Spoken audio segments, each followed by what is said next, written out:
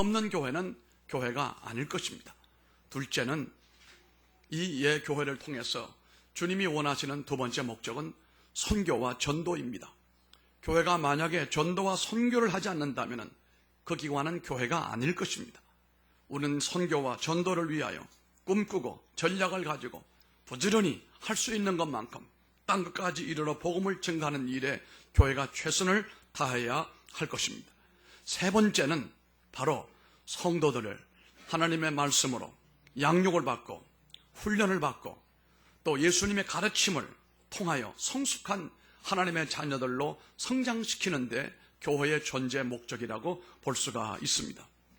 사실 우리가 읽었던 이 본문의 6장에 나오는 이 말씀은 그 가운데 특별히 27절로 시간이 없어 건너뜁니다만은 27절로 우리가 읽었던 38절까지 말씀의 내용은 원수에 대한 얘기를 하는 것입니다.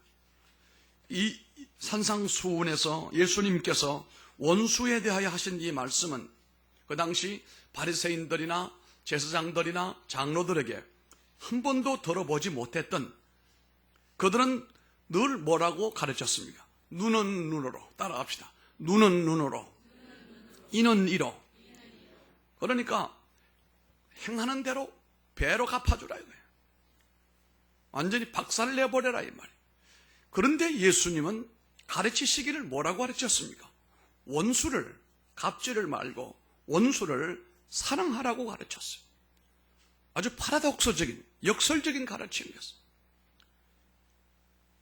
그들이 장로들에게 배웠던 원수에 대한 이론이 전혀 맞지가 않고 전혀 딴판인 말씀으로 원수를 사랑하라. 그리고 마지막에 오늘 우리가 읽었던 끝절에 보니까 그렇게 원수를 사랑하고 그렇게 대하는 사람에게는 뭐라고 그랬습니까? 후이 되어 누르고 흔들어 넘치도록 하여 너희에게 안겨주리라. 너희가 헤아리는 그 헤아림으로 너희도 헤아림을 도로 받을 것이니라. 그렇게 말씀을 했습니다. 이렇게 보게 되면 우리 성경은 오늘 우리들에게 교훈하려고 하는 말씀 가운데서 우리가 이 땅에서 어떻게 부를 누릴 수가 있을까? 그래서 어떻게 행복한 삶을 살아갈 것인가라고 하는 것은 아주 중요한 일이잖아요. 그런데 그것을 가만히 보면 두 가지 과정을 통해서 이루어질 수가 있는데, 하나는 부단한 노력입니다. 타의 추종을 불허할 정도로 엄청난 노력으로 공부하고, 그리고 좋은 학교 가고, 그리고 좋은 직장 가고, 좋은 사업을 해가지고 돈을 또 행복을 만들어내는 방법이 있습니다. 대부분의 사람들이 그런 방법으로 살아가고 있습니다. 한마디로 말하면 성공, 예전에 말한 대로 말하면 출세, 이것이 인간의 자신의 존재의 의미처럼 여기고 살아가는 사람들이 대다수입니다. 그런데 다른 하나가 있습니다. 그것은 하나님의 은혜와 하나님의 도우심과 하나님의 축복으로 된다. 마음으로 다 아멘 하는 거죠. 자기 노력과 힘으로 부를 쌓고 행복을 누린 사람들에게 보면 대부분의 삶의 방법이 보게 되면 약육강생으로 이어집니다. 내 주머니에 채우기 위해서 남의 주머니에 있는 것을 내 주머니에 채우려고 노력을 하고, 남의 자루에 있는 것을 내 자루에다가 옮겨 놓으려고 하고, 남의 구자에 있는 돈이 내 구자로 들어오기 위하는 그런 내용입니다. 이것을 위해서 상대방을 무조건 이겨야 됩니다. 빼앗아야 됩니다. 수단 방법을 가리지 말고 내 손에 집어넣어야 된다 이겁니다.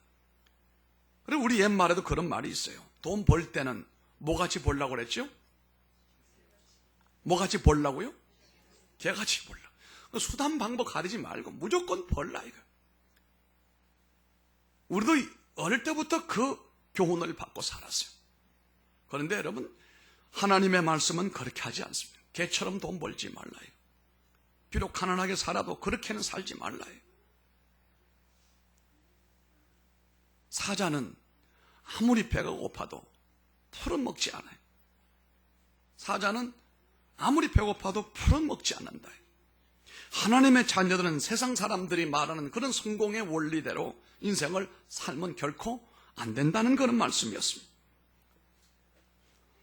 남의 손에 있는 것을 내 손에 잡으려고, 남의 주머니에 있는 것을 내 주머니에 집어넣으려고 우리가 공부하거나 노력하거나 애쓰는 것은 물론 그렇게 될 수 있을 수 있습니다. 그러나 그로 인해서 수명은 길지 못합니다.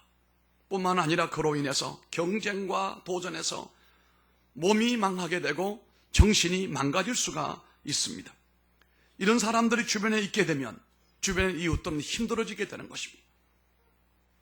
우리는 오늘 본문에서 보게 되면은 그것이 하나님이 원하시는 방법이 아니고 축복의 최고 경지를 확인해 보면 뭡니까? 하나님이 너희를 누르고 후이 되어 누르고 흔들어 어떻게 해요? 넘치도록 하여 너희에게 안겨주리라. 이 방법을 우리가 선택을 해야 되는 것입니다. 이게 예수님의 방법이다 이겁니다. 이것을 하기 위해서 우리가 할 일이 무엇입니까? 용서하는 거라고 그랬습니다. 전체적으로. 그런데 이 말씀을 조금 세 가지로 나누어 보게 되면 우리는 살아가는 가운데 사람들과의 관계를 부드럽게 해야 됩니다. 강팍하게 하면 안 됩니다. 36절 37절 말씀하는 내용을 보게 되면 자비하라, 멀시하라 이거예요. 자비하라. 왜요? 우리가 하나님 앞에 자비함을 받아서 하나님의 자녀가 됐으니 우리도 사람을 볼 때 자비한 마음으로 해야지 경쟁 대상 상대를 깔아뭉개려고 하고 상대방 것을 빼앗으려고 하는 그런 자세로 살지 말라 이겁니다. 자비함으로 살아가라. 비판하지 말라고 그랬습니다. 상대방을 비판하지 말라 이거예요. 뿐만 아니라 정죄하지도 말아라 이겁니다. 정죄하지도 말라. 이것이 예수님이 세상에 계시는 동안에 몸소 실천했던 라이프 스타일이에요. 이러면서 우리에게도 그렇게 살아갈 것을 요구하고 있습니다. 물론 예수님 당시에도 자비하지 않았습니다. 비판하고 살았습니다. 정죄하는 사람들이 많았습니다. 이들은 주님을 통해서 하늘의 음성을 듣지를 못했어요. 위에서 주시는 하나님의 은혜와 축복을 거절하며 살다가 마침내는 메시아 예수님을 십자가에 못을 박는 악행을 저지르고 말았습니다. 남을 비판하면 내가 비판을 받는다고 말했습니다. 내가 남을 정죄하면 네가 반드시 정죄를 받게 된다고 말씀을 합니다. 그리고 사람들이 내 곁을 떠나게 된다고 했습니다. 특히 이와 같은 습관성의 비판은 사람들에게 또 자녀들에게도 좋지 못한 영향을 주며 살아가는 것입니다. 최근 미국 의학협회에서 발행하는 저널에 보니까 이런 연구 보고서가 나왔습니다. 음주 습관은 유전적인 요인이 가장 중요하다는 얘기입니다. 음주, 알코올 중독에 도달한 사람을 보면은 그게 유전적인 영향이 많다. 어떤 생리학적인, 환경적인 여건보다는 유전적인 요소가 강하더라 이겁니다. 충격적이었습니다. 다시 말하면은 부모가 술을 많이 마시면 자식은 나는 아버지처럼 누구처럼 술 마시지 않을 거야 라고 다짐을 하지만 나중에 보면은 그 아버지보다 더 술을 가까이 한다는 그런 사실, 통계가 나왔다는 겁니다. 부모님의 좋은 습관은 자녀들에게 대물림이 된다는 사실입니다. 나쁜 버릇이나 습관은 그대로 자녀들에게 전이가 되어지게 됩니다. 신앙생활이나 교회 생활도 마찬가지입니다. 부모의 아름다운 교회 생활, 모범적인 교회 생활, 아름다운 신앙생활은 철저하고 긍정적이며 자식들도 이것을 배우고 이것을 따라온다는 생각을 가지고 부모들은 모범적인 신앙생활을 해야 될 줄로 믿습니다. 부모님들이 교회에서 모범적인 신앙생활을 하고 산 제물이 되어지게 되면 그 자녀들은 그 부모님을 따라서 또 그렇게 헌신하고 봉사하게 된다는 사실입니다. 사람들과 부드러운 관계를 여러분들은 유지하시기를 바랍니다. 비판하고 정죄하고 판단하지 말고 가능하면 불쌍히 여기고 수용해주고 받아들여주고 원수를 만들지 말라 이 말입니다. 이렇게 부드러운 인간관계를 가지고 있는 사람을 하나님이 보신다는 거예요. 이것이 우리가 잘되고 복을 받는 비결이다 이겁니다. 이렇게 부드러운 인간관계를 가지고 있는 사람들 보면 특징이 있어요. 첫째는 늘 사람들을 칭찬하며 살아가는 거예요. 비판이나 판단이나 정죄가 아니라 칭찬해주는 사람이에요. 물론 우리가 살다 보면 판단하고 정죄할 때도 없지 않아 있겠어요? 있지요. 그러나 그것은 적어야 됩니다. 많은 양은 칭찬해야 됩니다. 격려해줘야 됩니다. 그를 인정해줘야 된다는 사실입니다. 우리가 이렇게 칭찬하게 되면 삶의 반대자나 원수자들이 줄어들게 돼요. 칭찬은 우리가 말하잖아요.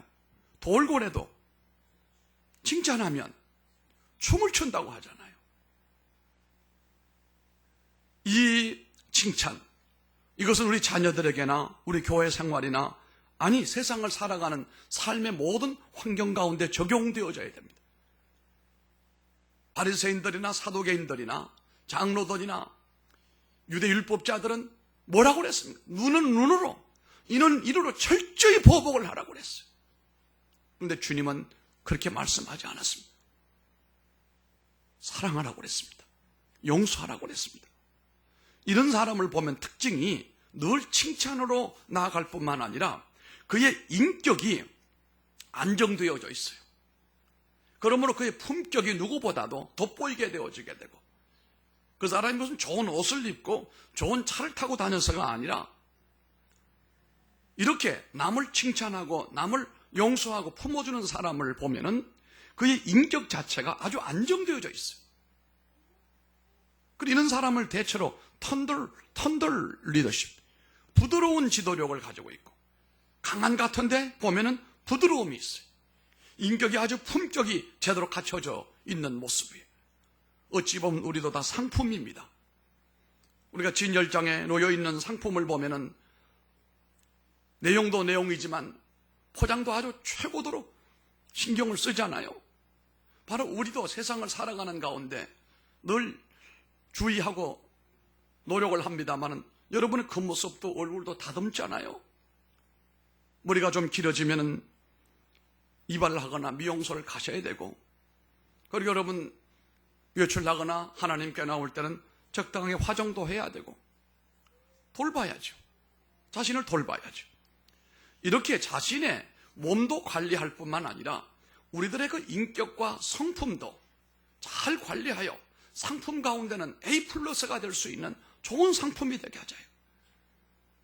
살아가는 가운데 알고 보면은 이것은 무슨 대학을 나왔느냐, 무엇을 누리고 있는가 보다 더 중요한 것이 그의 성품과 그의 성격이 안정적이고 누가 보더라도 칭찬할 만한 것이 큰 유업이라는 사실입니다. 뿐만 아니라 결국은 이렇게 하는 사람들에 보게 되면은, 사람들과 부드러운 관계를 맺고 사는 사람을 보면은 남들이 그를 다 좋아해요. 우리가 풍문이라고 합니까? 여러분 실험해 보십시오. 여러분 친구 가운데 아무개를 주변에 몇 사람에게 물어보십시오. 거의 공통점이 나와요. 맞아요, 그게. 아무개는 참 좋아. 참 대단한 사람이야. 자, 그분은 신선해. 그분과 대화하면 기분이 좋아. 이런 사람이 있는가 하면 그렇지 않는 분도 있어요. 사람들의 여론이라고 하는 거 다 믿을 수도 없겠지만, 그러나 우리가 살아가는 가운데 남들에게서부터 선호의 대상이 되어지고 칭찬의 대상이 되어지고 부러움의 대상이 된다면 얼마나 좋겠느냐 이겁니다. 여러분의 인간관계, 대인관계를 부드럽게 하시길 바랍니다. 뿐만 아니라 두 번째는 좀 더 적극적으로 용서하며 살아가라는 것이 주님의 두 번째 가르침이에요. 37절에 말씀하잖아요. 용서하라 그랬습니다, 끝에. 그리고 용서하면 너희가 용서를 받을 것이라고 말씀을 합니다. 사람이 사람에게 가장 큰 고통을 안겨주려면 용서해 주지 않는 겁니다. 그리고 계속 저주하고 계속 징벌하고 자꾸 공격하는 것입니다. 그렇게 되면 이른바 죄책감이라는 것이 평생 가슴에 달려 살게 되고 죄의 무거운 짐에 눌려 살 수밖에 없거든요. 이 죄책감, 이 심리학자들은 guilty feeling, guilty라고 하는 말은 자책하는 걸 얘기하는 것이고, 자신을 볼 때 나는 죄가 많아, 나는 허물이 많아, 우리 조상도 그렇고 나도 그렇고 나는 정말로 벌 받을 거야. 이렇게 사는 사람에게서 희망적이고 복된 삶이 전개되지는 거의 하지 않습니다.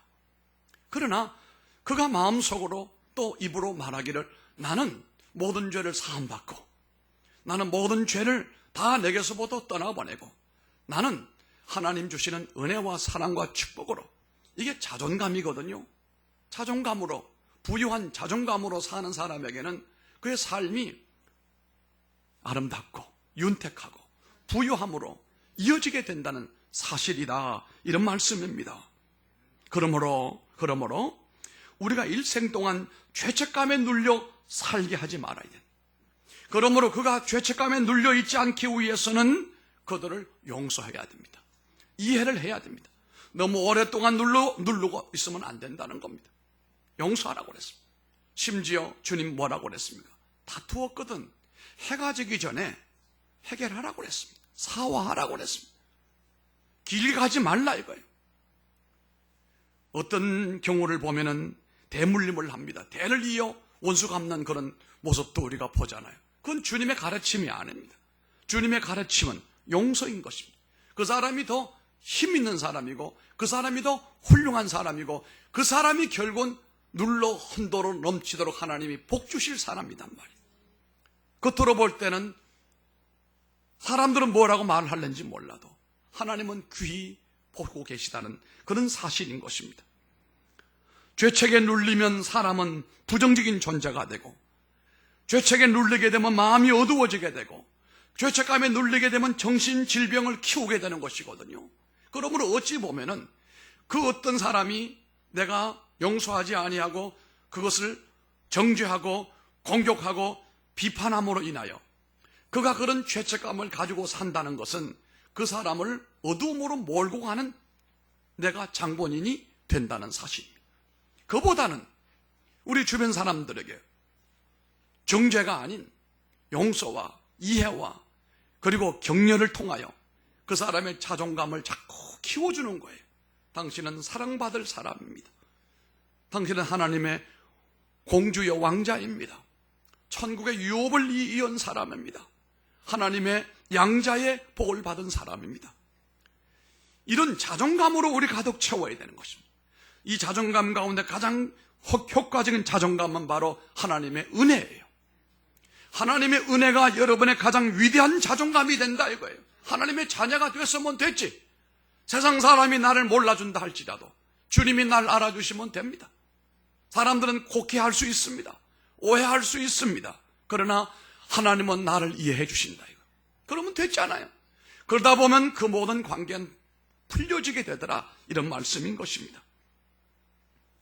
그러므로 이 용서를 하지 않음으로 인하여 그를 끝까지 정죄하고 비판함으로 인하여 병든 영혼 되지 않도록 하라는 겁니다. 고통을 주지 말라 이겁니다. 예수님은 심지어 뭐라고 그랬습니까? 따라합시다. 원수까지 용서하라고 그러셨어요. 원수까지. 참 어려운 일이 알 수 없어요. 그리고 주님이 친히 본을 보여주시는 겁니다. 원수까지 용서할 수 있는 사람은 주님의 모든 교훈을 성취하신 사람이에요. 모든 율법을 다 이루신 사람이에요. 용서는 그의 잘못된 행위를 인정하는 것이 아닌 것입니다. 잘못된 행위를 잊어버리는 것이 아닌 것입니다. 용서의 첫 단계는 이해해 주는 것입니다. 이해하는 겁니다. 그의 처지나 그의 입장이나 그의 형편을 이해만 하면 대부분이 용서는 가능해지게 되는 것입니다. 용서의 두 번째 단계는 그 사람을 불쌍히 여기는 겁니다. 용서의 세 번째 단계는 그 사람을 사랑하는 것입니다. 그렇게 되면 그에 대한 비난이 더 이상 나타나지 않습니다. 그를 격려하고 위로하고 축복하는 자리로 바뀌어지게 될 것입니다. 용서를 실천하다 보면 내가 스스로 이렇게 확신하게 되거든요. 나는 하나님께서 나를 사랑하신다는 것을 내가 믿는다. 뿐만 아니라 하나님께서 나를 다스리고 계신 것을 내가 알게 된다는 겁니다. 용서하며 사는 사람은 나는 예수 그리스도를 통하여 하나님 앞에서 정결하게 되는 것을 확신하게 되는 거예요. 용서하며 사는 사람은 나는 하나님의 자녀가 된 기쁨을 누리고 있음을 알게 되는 겁니다. 또한 용서하며 사는 사람은 나는 하나님께서 나의 고통스러운 과거의 기억을 치유하심을 믿는다 이 말입니다. 믿는다 이 말. 어떤 분이 상담하러 왔습니다. 그 얘기를 잠시 들어보면 참 기구한 인생이에요. 40대 여인이었는데 부모님 쌍방 양가에서 합의를 봐가지고 결혼을 했는데 첫날 밤도 자지 못하고 남편이 도망을 가버렸어요.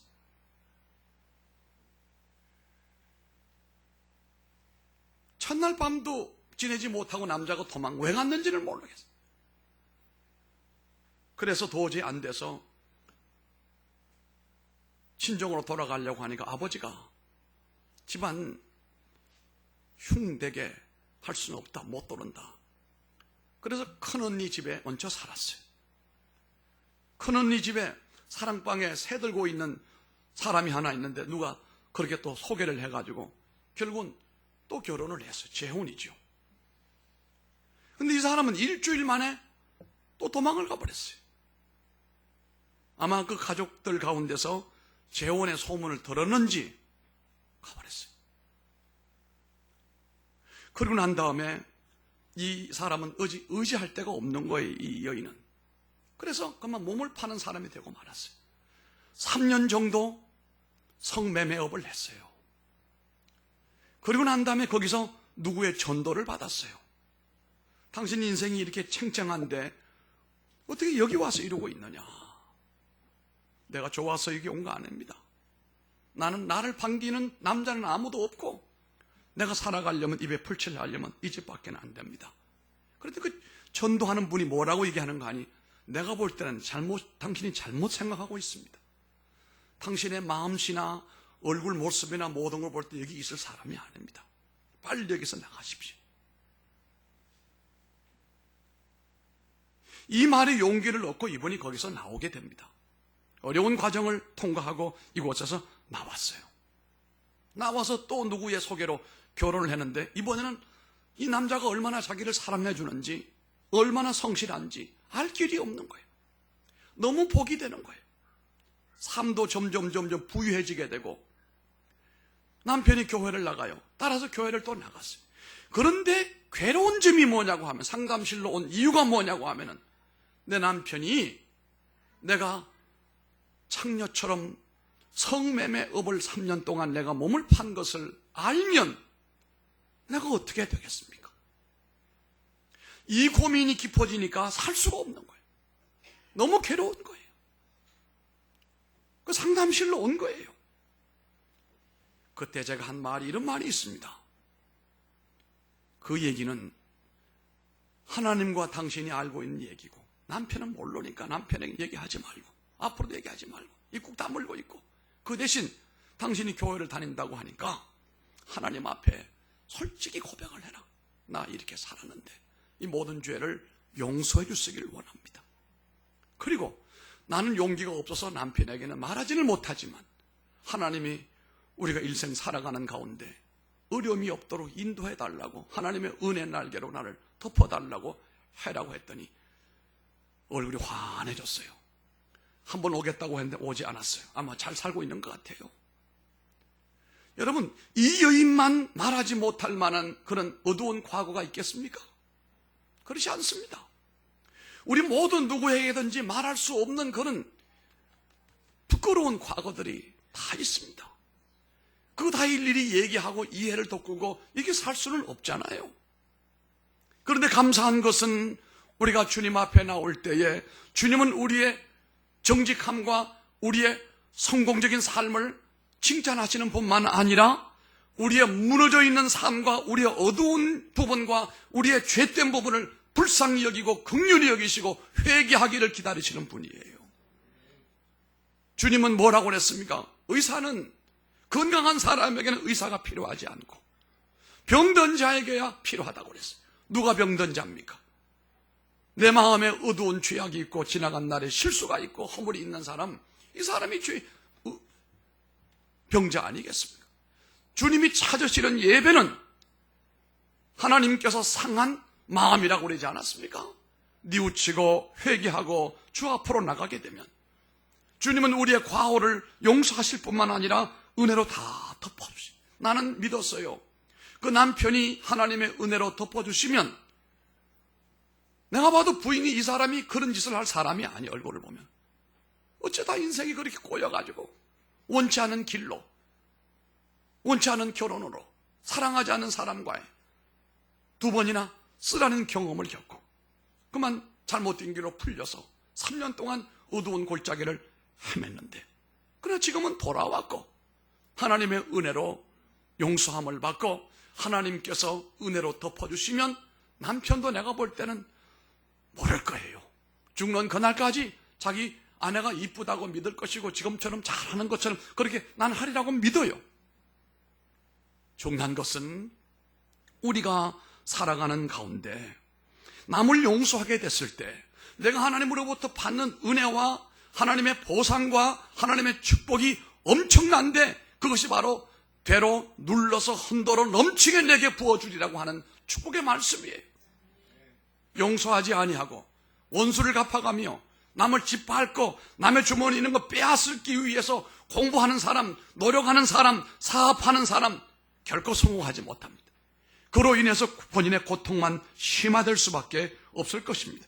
그러나 용서하고 사는 사람은 마음이 편안해지게 되고 원수가 없게 되어지게 되고 하나님 관계도 평화로 함께 공감을 이루어 간다는 사실입니다.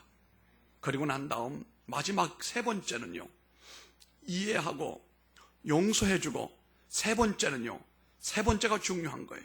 여기 38절의 말씀에 나와요. 주는 사람이 되어야 됩니다. 주는 사람이 되기를 바랍니다.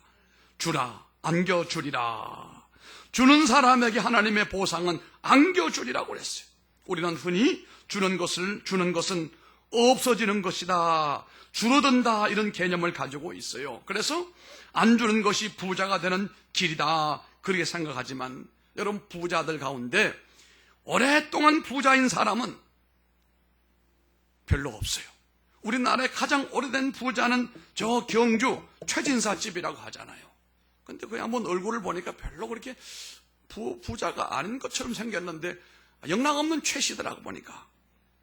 그런데도 200년 동안 부자의 지위를 누렸다는 것은 대단한 일인데 원리가 있더라고 보니까요. 쭉 적어놓은 걸 보니까 흉년 들었을 때는 절대로 남이 힘들어 땅을 내놓아도 땅 사지 말아라. 흉년 들었을 때 근방에 굶어 죽는 사람이 없게끔 해줘라. 자기 며느리들에게 그렇게 부잣집에도 결혼하면 좋은 옷 입지 말게 해라. 무명 옷을 입어라. 몇 가지 그 규칙이 있더라고요. 그 내용이 뭔지 아나요? 베풀고 나눠주라는 거예요. 부자라고 해서 무조건 움켜쥐고 들어가면 안 나오고 이런 것이 아니고 베풀고 나눠주면 하나님께서 안겨주리라는 거예요. 창조의 질서나 성경의 명령, 그리고 신체의 구조를 잘 보면 공통적인 원리가 있어요. 받을 것은 잘 받고 줄 것은 주고 내보낼 것은 내보내라. 사람 몸도 그래요. 입을 통해서 우리가 많은 음식을 섭취하잖아요. 이 작은 입이 엄청난 걸 먹습니다. 입은 작아도 작은 이 입이 입을 통해 우리 안에 들어가는 것이 엄청나게 많아요. 그러면 이게 들어가서 잘 소화가 돼서 우리가 배변을 통해서 싹 뽑아내면 괜찮아요. 그런데 그게 안 될 경우에는 문제가 생기는 거 아니겠습니까? 받을 것은 받고 보낼 것은 보내라. 요즘 많은 사람들이 다이어트에 관심이 많아요. 오늘처럼 영양가 있는 음식이 풍성한 때가 또 언제 있겠습니까? 우리가 어릴 때는 배 나온 사람이 그렇게 존경스럽더라고요. 지금은 가장 미련한 사람이래요. 배 내밀고 다니는 사람들. 전에는 허리가 쫄 이게 잡아면 쏙 들어가는데 지금은 다 배가 쑥 나와서 베들레헴이에요. 저도 이 배가 이 35 5에서 6으로 왔다 갔다 하는데 34가 되면 참 좋겠어요. 그거 하려면 어떻게 해야 됩니까? 잘 아시잖아요. 먹는 거 줄이고 운동을 해라. 그렇게 되면 콜레스테롤도 낮춰지게 되고, 그러면 고지혈증도 줄어들게 되고, 몸무게도 줄어들게 되고, 삶이 가벼워지게 되고, 얼마나 좋아요. 그런데 힘든 것이 잘 안 된다는 사실이. 엄청난 칼로리를 우리가 섭취하고 영양 공급을 받은 데 대해서 배출을 다 못하니까, 에너지를 발산을 못하니까 오는 문제이잖아요. 우리가 갈릴리 호수와 사해바다의 이론을 잘 알아요. 갈릴리 호수는 헐몬산에 눈 녹은 물이 늘 유입이 되어지게 되고, 그리고 요단강을 통해서 물을 흘러 보내니까 늘 새물이 고이는 거예요. 생명이 풍성한 거예요. 이 요단강을 통해 내려가는 건물이 사해에 들어가게 되면 나가는 구멍이 없어요. 원체 이 땅이 지하 지표면에서 360 정도 떨어져 있기 때문에, 지구에서 가장 저지되어 있기 때문에 증발이 다 되어버리는 거예요. 자꾸 소금만 남는 거예요. 그러다 보니까 생명이 없다 이거예요. 그래서 에스겔 선지자를 통해서 뭐라고 그랬습니까? 하나님으로부터 생기가 나와서 그 죽었던 사해바다에 고기가 생기게 만들고, 강가에 바닷가에 꽃이 피게 만들고, 어부가 고기를 잡는 일이 벌어지게 된다. 여러분, 이게 무슨 세상이겠어요? 이건 무슨 정치를 잘해서 오는 그런 세상이 아닙니다. 그게 바로 하나님의 나라요, 하나님의 축복이라는 사실입니다. 주는 것은 축복입니다. 여러분, 우리가 머리에 이게 박혀야 됩니다. 주는 것은 축복이다. 따라합시다. 주는 것은 축복이다. 주는 자가 받는 자보다 복이 있는 거예요. 전도서 11장 1절에 말합니다. 너는 내 식물을 물 위에 던지라. 여러 날 후에 도로 찾으리라 말씀했습니다. 반드시 베푼 것은 돌아온다는 말이에요. 이사야 58장 7절로 8절에 말합니다. 또 줄인 자에게 내 식물을 나눠주며 유리하는 빈민을 내 집에 들이며 벗은 자를 보면 입히고 또 내 권력을 위하여 스스로 숨지 아니하는 것이 아니겠느냐. 그리하면 내 빛이 아침같이 비칠 것이며 내 치료가 급속할 것이며 내 의가 내 앞에 행하고 여호와의 영광이 내 뒤에 호위하리라. 아멘. 첫째는 주님께 드리고, 두 번째는 부모님께 드리고, 세 번째는 불쌍한 이웃들에게 나눠줘야 됩니다. 이게 우리의 삶이 되어져야 돼요. 이게 최상의 투자라고 하는 거예요. 다시 말씀드립니다. 좋은 것 하나님께 많이 드리세요. 드릴 수 있게 된 것이 얼마나 감사한지 몰라요. 우리가 말하잖아요. 부모님을 잘 모셔야 된다고. 그런데 부모님을 모시려고 하다 보니까 내 삶이 형편이 힘드니까 생각은 있어도 제대로 행동으로 못 해드렸어요. 그 어느 정도 내가 생활이 안정돼가지고 부모님을 잘 좀 모셔야 되겠다. 그런데 그 부모님은 병들었거나 더 이상 드시지 못하거나 더 이상 계시지 않아요. 부모님이 있다라고 계시다라고 하는 거와 부모님이 안 계시다라고 하는 것은요, 많은 차이점이 있어요. 여러분, 하나님께서 여러분을 괴롭게 하려고 뭘 바쳐라 뭘 드려라 이거 아닙니다. 우리가 하나님께 드리며 하나님께 헌신함으로 인하여 오는 하나님의 엄청난 축복이 있다는 사실이, 내가 하나님을 섬길 수 있는 이 믿음의 재단이 있는 것을 감사하게 생각하십시오.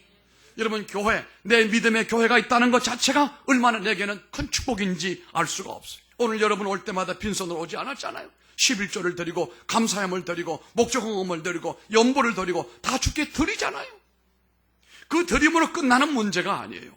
이것이 눌러 흔들어 넘치게 여러분에게 임하실 것인데, 이것을 위해서는 사람을 이해하여 좋은 관계를 맺고 사람을 용서해주고 사람에게 베풀고 나눠주는 삶을 살아가라, 이런 말씀이 오늘 본문에 나오는 내용이에요. 그러므로 하나님께 드림을 아까워하지 마십시오.